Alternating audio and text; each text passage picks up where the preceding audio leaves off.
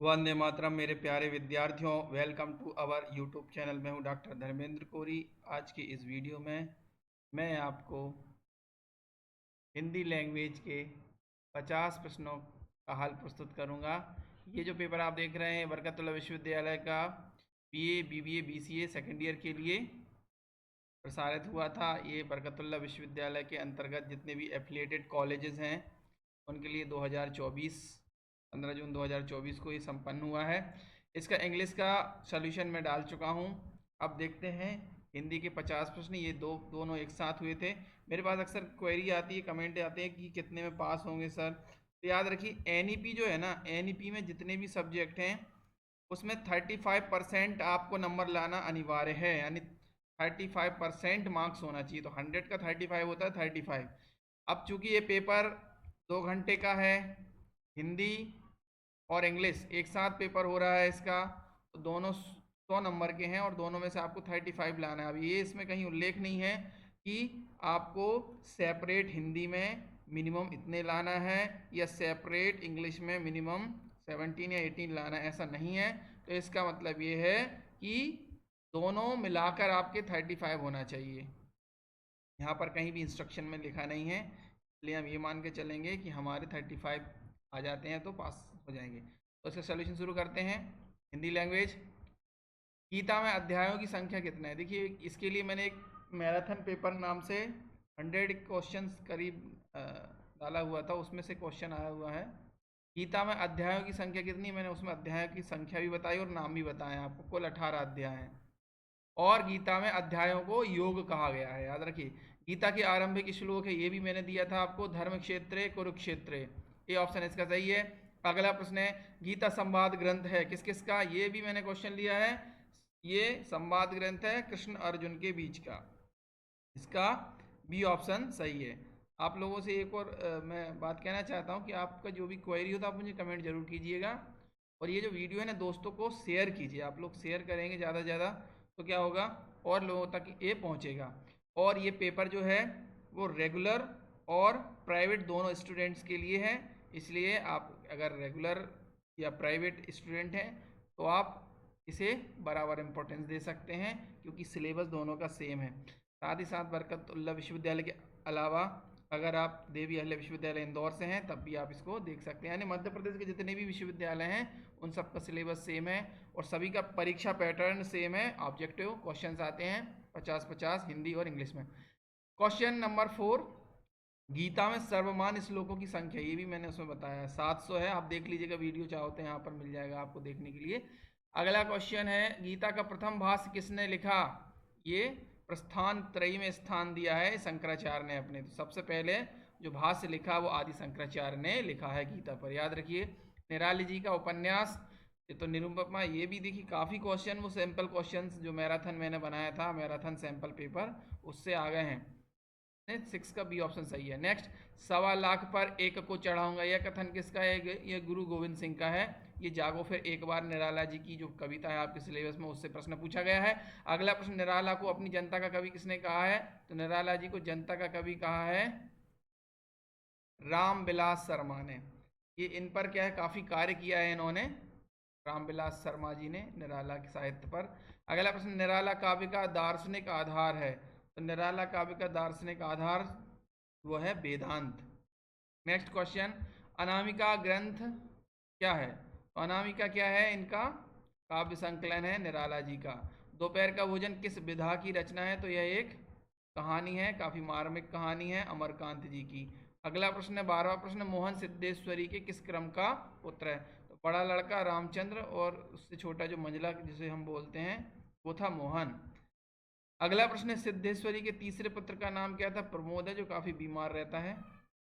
Next question, Siddheshwari के हिस्से में कितनी रोटी आती है? तो उसके हिस्से में सॉरी आधी रोटी आती है, एक रहती तो वो आधी खा के पानी पी लेती है, 1 लोटा पानी। नेक्स्ट क्वेश्चन है अमरकांत को मध्य प्रदेश का कौन सा पुरस्कार मिला?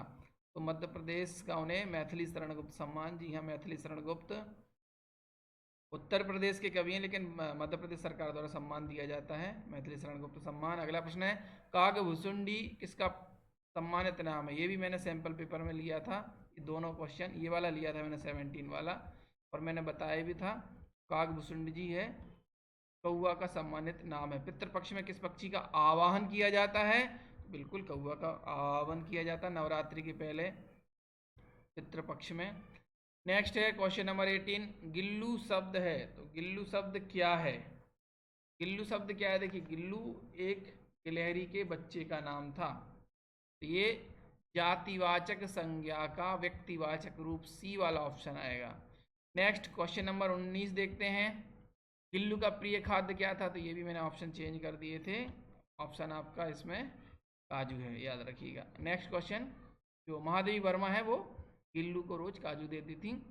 गिलहरी के जीवन की अवधि होती है लगभग 2 वर्ष, ये मैंने क्वेश्चन शामिल नहीं किया था, लेकिन मैंने आपको ओरली बता दिया था, आपने सुना होगा तो ये क्वेश्चन भी कर दिया होगा। नाखून क्यों बढ़ते हैं? पाठ में बूढ़े ने सबसे बड़ी चीज किसे कही? ये भी क्वेश्चन सेम टू सेम आ गया है। देखिए, ये प्रेम को कहा है, ये बूढ़े से तात्पर्य है महात्मा गांधी। हजारी प्रसाद द्विवेदी जी ने अपने साहित्य में जहाँ जहाँ भी बूढ़े का प्रयोग किया है वहाँ पर समझिए वो महात्मा गांधी जी के बारे में बात कर रहे हैं। अगला प्रश्न है, मनुष्य के नाखून किसके जीवंत प्रतीक हैं? तो पाशवी प्रवृत्ति के प्रतीक हैं, सी ऑप्शन सही है। ये भी आप देखेंगे कि ये भी सैंपल पेपर में मैंने शामिल किया हुआ था। नेक्स्ट, नाखून क्यों बढ़ते हैं गद्य साहित्य की कौन सी विधा है? तो यह एक ललित निबंध है। नाखून क्यों बढ़ते हैं शीर्षक निबंध किसके कथन का उत्तर है? तो ये लेखक की छोटी लड़की के कथन का उत्तर है। क्वेश्चन नंबर 25, हजारी प्रसाद द्विवेदी के निबंध इनमें से सीरीज के फूल, कोटाज अशोक के फूल, ये सभी इन्हीं के ललित निबंध हैं। नेक्स्ट, कंघी शिल्प किस जनजाति की है? कंघी शिल्प जो है बंजारा जनजाति की है। मटकी नृत्य किससे संबंधित है? मटकी जो है वो मालवा में बहुत प्रसिद्ध है मटकी नृत्य। 28वां प्रश्न देखते हैं। इसके पहले आपको लग रहा है कि अगर मैंने मेहनत की है, देखिए आप लोग कमेंट करिए, लाइक कीजिए, शेयर कीजिए, और अगर चैनल पर नए हैं तो सब्सक्राइब कीजिए और लोगों को भी ये वीडियो भेजिए। इससे होता कुछ नहीं, इससे ऐसा लगता है कि हाँ आप लोगों के लिए मुझे वीडियो बनाना है, ऐसा लगता है कि डिमांड है, बच्चे चाह रहे हैं वीडियो तब। नेक्स्ट क्वेश्चन 28, इनमें से बुंदेलखंड का नृत्य बताना है, तो ये बहुत प्रसिद्ध है बुंदेलखंड का नृत्य है, वो है राई, राई नृत्य होता है। अगला प्रश्न है, लोक कला को कितने भागों में बांटा गया है? तो लोक कला को 3 भागों में बांटा गया है, लोक चित्र, लोक नृत्य और लोक शिल्प। नेक्स्ट क्वेश्चन, क्वेश्चन नंबर 30, 30वां प्रश्न, अविवाहित कन्याओं द्वारा बनाए गए भित्ति चित्र, भित्ति यानी होता है दीवाल, दीवाल पे जो चित्र बनाए जाते हैं अविवाहित कन्याओं द्वारा, बुंदेलखंड बनाए जाते हैं। इसमें ऑप्शन ए है नौरता, नौरता बोलते हैं उसको। नेक्स्ट क्वेश्चन नंबर 31, लोक साहित्य के आयाम इनमें से कौन से हैं? तो लोक साहित्य के आयाम इनमें से हैं पांच होते हैं। कौन कौन से? लोकगीत, लोक गाथा, लोक कथा, लोक नाट्य और लोक सुभाषित। नेक्स्ट क्वेश्चन है क्वेश्चन नंबर 32, लोक साहित्य का क्षेत्रीय विभाजन, बुंदेली लोक साहित्य, मालवी लोक साहित्य, बघेली निमाड़ी लोक साहित्य, सभी, तो ये सभी है क्षेत्रीय आधार पर।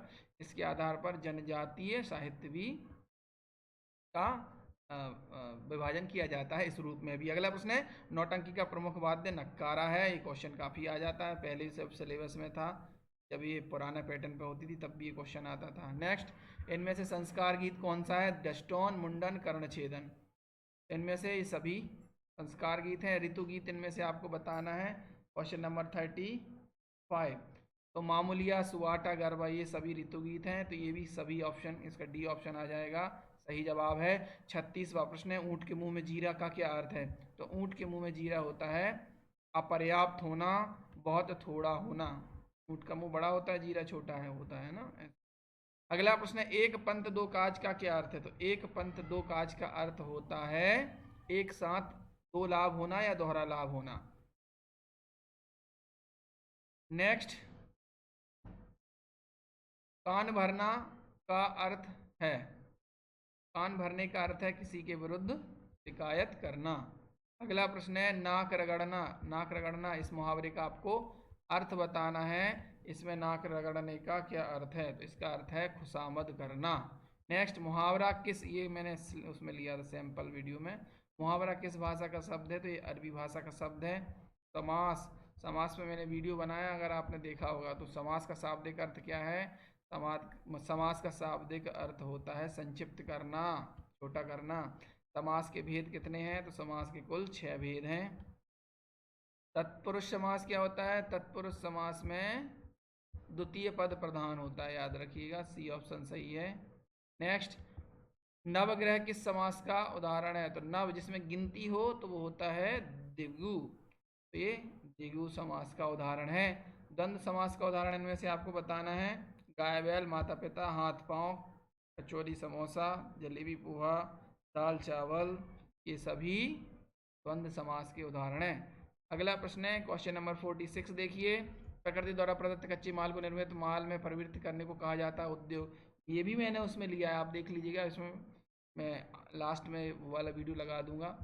और अगर आप किसी भी यूनिवर्सिटी से तैयारी कर रहे हैं और आप सेकेंड ईयर में हैं, चाहे BA second year, BSc second year, BBA second year, BSc second year, BCom second year या बीपीएड, आपका जो फाउंडेशन होता है हिंदी, इंग्लिश, एंटरप्रेन्योरशिप और वुमेन एम्पावरमेंट, ये सभी जो हैं आपके कंपलसरी पेपर हैं।